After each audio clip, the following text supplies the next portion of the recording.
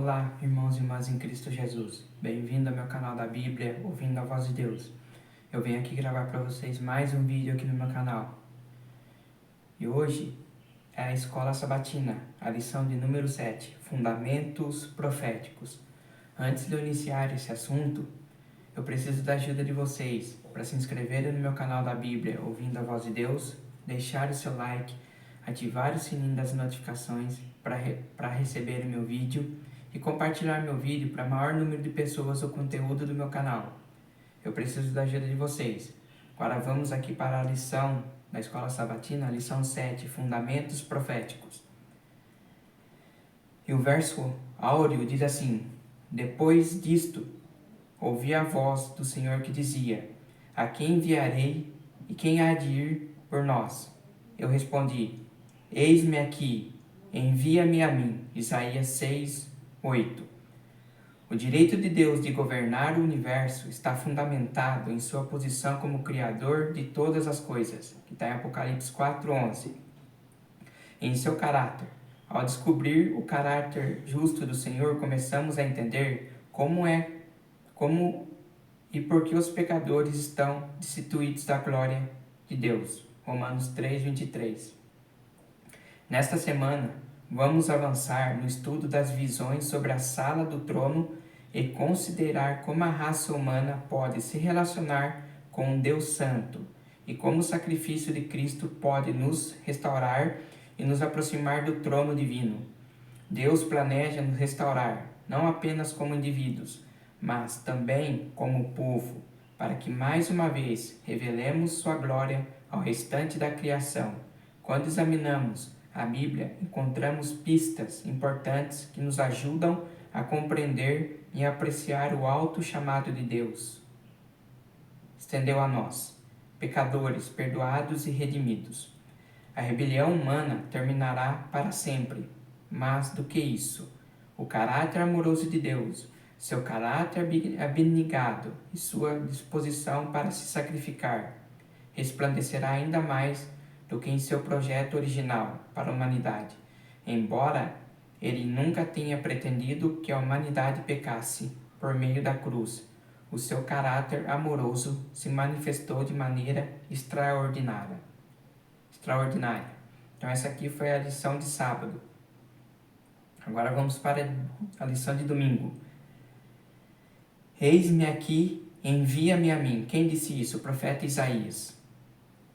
Ele falou para Deus enviar ele para pregar o evangelho. E Deus enviou Isaías para pregar a sua palavra para o povo. Uma igreja decidiu reformar um porão antigo para criar um novo salão de reuniões sociais. Uma das primeiras coisas que fizeram foi instalar novas luzes, acreditando que elas tornariam o espaço mais bonito. Uma vez instalado, no entanto, o espaço parecia ainda pior, porque luzes intensas geralmente revelam as imperfeições. A visão impressionante do trono de Deus deixou Isaías dolorosamente ciente de seus defeitos. Ai de mim, estou perdido, lamentou ele. Sou homem de lábios impuros e habito no meio de um povo de lábios impuros, e os meus olhos viram o Rei, o Senhor dos Exércitos, que está lá em Isaías capítulo 6, verso 5. Sentiríamos o mesmo se fôssemos subitamente levados à presença visível do Senhor, a luz celestial e brilhante, o suficiente para deixarmos de lado todas as nossas desculpas. Na presença de Deus, sentimos que estamos perdidos. Isaías estava prestes a ter a experiência mais marcante de sua vida. Pergunta número 1. Leia Isaías, capítulo 6, verso do 6 a 8. Isaías sabia que o pecado destrói, pois o salário do pecado é a morte. No entanto, em vez de nos abandonar às consequências do pecado, um Deus de amor nos atrai para si. Qual foi o resultado do encontro de Isaías com Deus?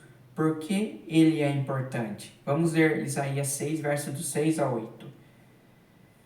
Diz assim: Logo um dos serafins voou até mim trazendo uma brasa viva, que havia tirado do altar com uma tenaz. Com ela tocou a minha boca e disse: veja isto. Tocou seus lábios. Por isso a sua culpa será removida e o seu pecado será perdoado. Então ouvi a voz do Senhor conclamando: quem enviarei? Quem irá por nós? Eu respondi: eis-me aqui, envia-me. Então Deus está falando, enviou Isaías. Deus aqui perdoou o pecado de Isaías, que Deus mandou um serafim levar uma brasa viva que ele havia tirado do altar e colocou em minha boca e disse: o seu pecado está perdoado, os teus lábios e sua culpa será removida. E quando o anjo disse isso para Isaías, Isaías foi perdoado. E Deus falou assim: eu vou te enviar, Isaías, para você levar a minha palavra para as pessoas. E foi isso que aconteceu aqui. E Isaías respondeu o chamado de Deus: eis-me aqui, envia-me. Isaías foi purificado quando um serafim pegou uma brasa do altar e tocou sua boca com ela. Provavelmente era o altar de incenso, onde a intercessão era feita pelo povo, que está em Apocalipse 8, verso 3 e 4. Os pecados de Isaías foram perdoados e ele estava apto a ficar na presença de Deus. Além disso, foi designado para representar Deus perante o mundo. A palavra serafim significa aquele que queima. Jesus escreveu o ministério de João Batista usando as seguintes palavras: João era a lâmpada que estava acesa e iluminava, e por algum tempo vocês quiseram se alegrar com a sua luz. João 5,35. João, obviamente, era um pecador que necessitava de graça e salvação, mas seu ministério apontava para o único que poderia trazer graça e salvação. Quem que é o único que pode trazer graça e salvação? Jesus Cristo. É Ele que nos trouxe a graça e salvação. Quando Ele morreu na cruz, Ele trouxe graça e salvação para nós. Jesus veio ao mundo como a representação perfeita da glória de Deus. E Deus enviou um profeta, um pecador, que realizou uma tarefa semelhante à dos serafins. Somente depois de saber que seu pecado estava purificado, Isaías disse: eis-me aqui, envia-me a mim. Purificado pelo sangue de Jesus, podemos responder como Isaías. O que isso quer dizer? Que Jesus pode nos purificar de todos os nossos pecados com o seu sangue, como fez com o de Isaías. Deus perdoou os pecados de Isaías. E quando Isaías foi perdoado, Isaías estava apto para ficar na presença de Deus. Estava apto para levar a sua mensagem para o povo. E nós também temos que pedir perdão dos nossos pecados e sermos purificados por Jesus através do seu sangue. E nós temos que pregar a sua palavra para as outras pessoas. Levar o seu evangelho. Vamos para a lição de segunda, os dois querubins. Assim que nossos pais foram expulsos do Éden, Deus apresentou a esperança do Messias, que está lá em Gênesis capítulo 3, verso 15. Ele estabeleceu um símbolo poderoso nos portões do Éden, dois querubins e uma espada flamejante, em Gênesis 3, 24. Essa cena se assemelha bastante à Arca da Aliança, que representava o trono de Deus, que está lá em Êxodo 25, verso 18. Pergunta número 2. Leia Gênesis, capítulo 3, verso do 21 a 24. Qual era a tarefa dos querubins e por quê? Vamos ler Gênesis 3, 21 a 24. O Senhor Deus fez roupas de pele e com elas vestiu Adão e sua mulher. Então disse o Senhor Deus: agora o homem se tornou como um de nós, conhecendo o bem e o mal. Não se deve, pois, permitir que ele tome também do fruto da árvore da vida, e o coma, e viva para sempre. Por isso, o Senhor Deus o mandou embora do jardim do Éden para cultivar o solo do qual fora tirado. Depois de expulsar o homem, colocou a leste do jardim do Éden querubins e uma espada flamejante que se movia guardando o caminho para a árvore da vida. Qual que era a tarefa desses querubins que Deus colocou lá? Era de guardar a árvore da vida, para que ninguém chegasse perto e comesse do seu fruto e vivesse eternamente. Então, essa era a tarefa dos querubins. Embora os querubins tivessem responsabilidade de impedir o acesso dos pecadores à árvore da vida, em Gênesis 3:22, era também símbolo de esperança, indicando a promessa de que um dia os salvos serão levados de volta ao paraíso. O Éden permaneceu na terra, muito depois que o homem tinha sido expulso, em Gênesis 4:16. Por um prolongado período, foi permitido à raça decaída contemplar o lar da inocência, cuja entrada era a verdade, pelos anjos vigilantes. A porta do paraíso, guardada pelos querubins, revelava-se a glória divina. Adão e seus filhos iam ali para adorar a Deus. Ali renovaram seus votos de obediência, aquela lei cuja transgressão os havia banido do Éden. No entanto, na restauração final de todas as coisas, quando houver novo céu e nova terra, em Apocalipse 21, verso 1, ele será restabelecido, mais gloriosamente adornado do que no princípio. Quem disse isso foi Ellen White, Patriarcas e Profeta, página 38. Quando a Bíblia diz que Deus colocou querubins a leste do Éden, em Gênesis 3:24, o termo hebraico é shakan, de onde vem a palavra traduzida como tabernáculo, em Êxodo 25, verso 9, em Números 3, verso 26. O tabernáculo era o lugar em que Deus habitava no meio do povo, embora a palavra Shekinah, que se refere à presença de Deus, não ocorra na Bíblia. Ela vem do termo traduzido como tabernáculo. Portanto, uma tradução literal de Gênesis 3:24 poderia ser: Deus tabernaculou querubins a leste do jardim do Éden. Na Bíblia, os querubins são associados à presença de Deus, que está lá em 1 Crônica 13:6, Salmos 81, verso 1, Isaías 37, verso 16. Especialmente ao seu trono, o lugar em que seu nome é proclamado. Os 24 anciãos que estão diante do trono, em Apocalipse 4, 5, louvam e declaram o direito divino de governar, pois ele é Criador, Apocalipse 4, 11. Isso nos ajuda a compreender a cena da sala do trono e nosso papel como pecadores perdoados em relação ao nosso Criador. Parte de terça-feira. Como brasas vivas. Querubins são mencionados no Antigo Testamento como seres viventes, em Ezequiel 10, 8 e 14, ou como representações deles, feitas de ouro, em Êxodo 25, verso 18. Eles são retratados como estando ao lado do trono de Deus, irradiando sua glória para o universo. Imagens deles foram bordadas no véu que estava diante do lugar santíssimo, em Êxodo 26, verso 1. Na descrição poética do poder de Deus sobre a criação, ele cavalgava um querubim, Salmo 18, 10. Deus ordenou que a arca da aliança fosse coberta por 2 querubins de ouro, com suas asas estendidas uma em direção à outra, que está lá em Êxodo 25, versos 18 a 20. Agora aqui, pergunta número 3. Leia Ezequiel, capítulo 1, verso do 4 a 14. Que semelhanças existem entre essa passagem e as cenas descritas em Isaías, capítulo 6, verso do 1 ao 6, e Apocalipse 4, verso do 1 ao 11.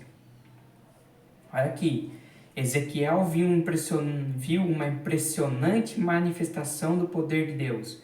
Essa cena complexa e às vezes confusa combina com a situação difícil do povo. O povo escolhido não vivia na terra prometida, mas no cativeiro babilônico. Enquanto Ezequiel observava atentamente aquela cena, olhou para cima e viu o trono de Deus. Observe as semelhanças com as outras visões do trono de Deus. Os seres viventes que Ezequiel testemunhou tinham o mesmo rosto que os 4 seres viventes da visão de João: leão, boi, águia e homem. Essas criaturas misteriosas, que tinham 4 rostos, não são nomeadas na descrição inicial de Ezequiel. Porém, mais tarde, em outra cena da sala do trono, elas são chamadas de querubins, que está lá em Ezequiel capítulo 10, verso do 1 a 21. Além disso, eles são associados às brasas vivas da visão que Isaías teve dos serafins. Os querubins sempre estão presentes nas descrições do trono de Deus, seja na Arca da Aliança, que era o local de encontro de Deus com Moisés, que está lá em Êxodo 25, verso 22, seja nas visões de tirar o fôlego dos profetas. Eles estão intimamente ligados ao trono divino. Todas as criaturas de Deus foram projetadas para refletir sua glória, tanto a raça humana, feita à sua imagem, quanto aos seres celestiais que estão ao lado do seu trono. Que diz aqui: Santo, Santo, Santo é o Senhor, Deus Todo-Poderoso. Apocalipse 4:8. Como você se compara com a santidade vista pelos profetas? Qual é a sua necessidade do Evangelho? É uma pergunta. O que vocês acham? Deixe aí nos comentários. Quarta-feira, Deus no meio de seu povo. Guiados pela presença de Deus que se manifestava na nuvem, os israelitas deveriam parar em sua jornada para a terra prometida e armar o tabernáculo, de modo que as tribos montassem seus acampamentos ao redor dele. 3 tribos de cada lado. A presença de Deus desceria ao lugar santíssimo e estabeleceria no meio do povo. Pergunta número 4. Em cada um dos 4 lados do tabernáculo havia uma tribo, guiada às demais, de acordo com Números 2, com Número capítulo 2. Quais eram essas tribos? Vamos ver aqui. Números 2, 3. Ao leste, o exército de Judá acamparão junto à sua bandeira. O líder de Judá será Naasson, filho de Aminadab. Quem ficava ao leste? A tribo de Judá. Ao sul, qual tribo era? Número 2:10. Ao sul estará o exército do acampamento de Ruben, junto à sua bandeira. O líder de Ruben será Elisur, filho de Sedeur. Então, quem que ficava ao sul? A tribo de Ruben. Ao oeste, quem ficava? Que tribo ficava ali ao oeste? Ao oeste estarão os exércitos do acampamento de Efraim, junto à sua bandeira. O líder de Efraim será Elisama, filho de Amiúde. Então, quem que ficava ao oeste? A tribo de Efraim. E ao norte, que tribo ficava? Números 2, verso 25. Ao norte estarão os exércitos do acampamento de Dan, junto à sua bandeira. O líder de Dan será Aiezer, filho de Amissadai. Então, quem que ficava ao norte? A tribo de Dan. Observe que cada uma dessas 4 tribos dominantes hasteava seu próprio estandarte para designar quem era. Embora as escrituras não descrevem o que havia em cada bandeira, existe uma tradição interessante que usa como base Gênesis 49 e Deuteronômio 33, que atribui os 4 rostos da visão de Ezequiel a cada um dos 4 pontos cardeais. De acordo com a tradição rabínica, o estandarte de Judá tinha a figura de um leão, e de Ruben a semelhança de um homem, ou a cabeça de um homem, e de Efraim a figura de um boi, e a de Dan a imagem de uma águia.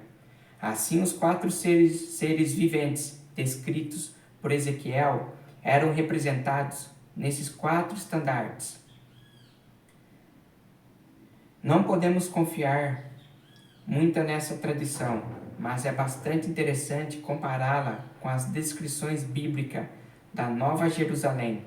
Vemos um padrão instigante, há portões representando 3 tribos em todos os 4 lados da cidade. Apocalipse 21, verso 12, 13. As descrições tanto do acampamento de Israel quanto da Nova Jerusalém ressaltam um fato crucial. Deus pretende atrair a humanidade para perto de seu trono. O Apocalipse afirma que o santuário da cidade santa é o Senhor, o Deus Todo-Poderoso e o Cordeiro. Apocalipse 21, verso 22. Agora vamos para a parte de quinta-feira. Aqui, a queda de Lúcifer. Não podemos compreender o fato de que algum dia Lúcifer já ocupou a posição de querubim da guarda, ao lado do trono de Deus. Uma de suas funções era revelar a glória de Deus ao universo, mas em vez disso, ele começou a se concentrar em sua própria glória e não na glória do Criador. Para ser mais preciso, ele começou a imaginar que não estava recebendo toda a honra que merecia. O que levou à queda de Lúcifer? Pergunta número 5. O que levou à queda de Lúcifer? Compare a queda de Lúcifer com a honra que os salvos recebem, que está lá em Ezequiel 28, verso do 11 a 17, Isaías 14, 14, dos versos 12 a 14, e Apocalipse 14, verso do 1 ao 12. Lúcifer foi lançado fora do Monte Santo de Deus, que está na Ezequiel 28, verso 14 e 16. Enquanto os redimidos estão no Monte Sião com o Cordeiro de Deus, Apocalipse 14, verso 1, Lúcifer estava no Éden, que está lá em Ezequiel 28, verso 13. A raça humana também esteve lá, mas em contraste com o destino de Satanás, ela está sendo restaurada ao paraíso por meio de Cristo, que está lá em Apocalipse 22, verso do 1 ao 3. Essa citação de Ellen White é esclarecedora. O céu triunfará, pois as vagas deixadas pela queda de Satanás e de seus anjos serão preenchidas pelos redimidos do Senhor. As verdades sobre os anjos, página 177. Os salvos estarão no céu somente por causa do Evangelho. De fato, o tema do Evangelho, a redenção, é encontrada de maneira bastante expressiva na cena da sala do trono, que está em Apocalipse 4 e 5. Por exemplo, os anjos proclamam: digno és de pegar o livro e de quebrar os selos, porque foste morto, com teu sangue compraste para Deus os que procedem de toda tribo, língua, povo e nação. Apocalipse 5, verso 9. Que descrição do Evangelho! A morte de Jesus pela redenção da humanidade. Observe também que essa linguagem reflete a mensagem do primeiro anjo de Apocalipse 14, que nos chama a pregar o Evangelho eterno aos que habitam na terra e a cada nação, tribo, língua e povo. Apocalipse 14, verso 6. Que representação poderosa do que Cristo fez pelo mundo. Não há um ser humano em toda a história da terra por quem Cristo não tenha morrido. É preciso somente conhecer essa verdade e decidir aceitá-la. Qual é o nosso papel em contar aos outros que Cristo fez por todos nós? Qual é o nosso papel? O nosso papel é de pregar o Evangelho. O que Cristo fez por nós? Morreu na cruz do Calvário, derramando seu sangue por nós. Cristo, ele fez isso. E hoje Cristo está no céu, no Santo dos Santos, no santuário celestial, intercedendo por nós. O que nós devemos fazer? Apenas decidir aceitar a verdade.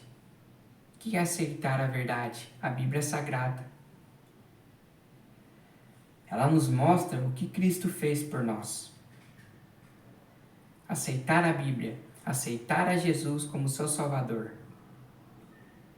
E você pregar a palavra de Deus para as outras pessoas. Esse é o nosso papel. Em contar o que Cristo fez por nós. Falar da salvação de Cristo. Que as pessoas têm que aceitar a Cristo e vão receber a salvação. A salvação é de graça. Basta você aceitá-la. Parte de sexta-feira, estudo adicional. Satanás, que já foi um querubim da guarda, procurou destruir a confiança no trono de Deus. O Criador permitiu que os anjos caídos continuassem sua rebelião, para mostrar ao universo o mal que vem da exaltação própria. Embora Satanás tenha levado o ser humano a se unir a ele na guerra contra Deus, Cristo derrotou na cruz, garantindo que a humanidade ocupasse o lugar que pertencia aos anjos caídos. Por meio de Cristo, os pecadores se voltam publicamente contra as alegações de Lúcifer. O resultado é uma revelação maior do amor de Deus do que existia antes da rebelião. Ainda que Deus não tenha criado o mal, quando tudo estiver feito, o amor do Criador será revelado de um modo que não ocorreria se o pecado não tivesse existido. No fim da história, Cristo olha para os redimidos, renovados, conforme sua própria imagem, cada um trazendo no coração a impressão perfeita da divindade e com o rosto refletindo a semelhança de seu rei. Contempla neles o resultado de seu sofrimento e fica satisfeito. Então, com voz que atinge as multidões congregadas dos justos e ímpios, Jesus declara: eis a aquisição de meu sangue. Por estes eu sofri e por estes morri, para que pudesse morar em minha presença por toda a eternidade. E aqueles que estão vestidos de branco em redor do trono cantam em louvor: digno é o Cordeiro que foi morto, de receber o poder e riqueza e sabedoria e força e honra e glória e louvor. Apocalipse 5, verso 12. O grande conflito, página 555. Então, essa foi a lição 7 da Escola Sabatina. A lição 7 tem como fundamentos proféticos. Aqui nós entendemos quais são os fundamentos proféticos. O que Cristo está fazendo por nós. O que Cristo fez por nós. Quando Cristo morreu na cruz, ele já derrotou Satanás. E hoje, o que nós temos que fazer? Aceitar a Jesus. A salvação é de graça. A salvação é individual. É você que tem que buscar a cada dia a sua salvação. Aceitando a Jesus. Pregando a sua palavra para as outras pessoas. Que Deus abençoe vocês. Que vocês tenham uma boa semana na presença de Deus. E que a graça de nosso Senhor Jesus Cristo esteja sempre com vocês.